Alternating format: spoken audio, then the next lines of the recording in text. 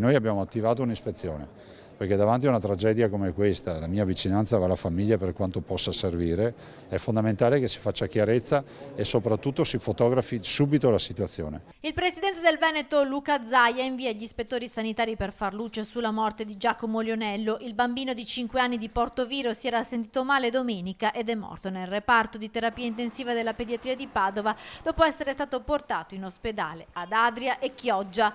Una tragedia ancora senza spiegazione che getta nel dolore i genitori. Domenica il piccolo aveva accusato mal di pancia e vomito. All'ospedale di Adria, dove mamma e papà lo avevano portato, viene diagnosticata una gastroenterite, ma dopo il ritorno a casa il forte malessere persiste e i genitori corrono all'ospedale di Chioggia.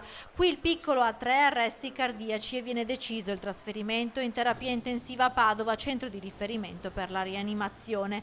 La morte purtroppo è avvenuta nella mattinata di lunedì. Sotto la lente di osservazione tutte e 3 le strutture ospedaliere per ricostruire nel dettaglio le ultime ore di vita del bambino. Tutto percorso in modo tale che la Regione dà una foto di un'ispezione ovviamente super partes, sentendo tutti gli operatori, valutando tutti i passaggi, le cartelle cliniche eccetera, e avrà un fascicolo che darà mano alle autorità. In queste ore inoltre dovrebbe essere disposta l'autopsia per chiarire le cause del decesso del piccolo Giacomo.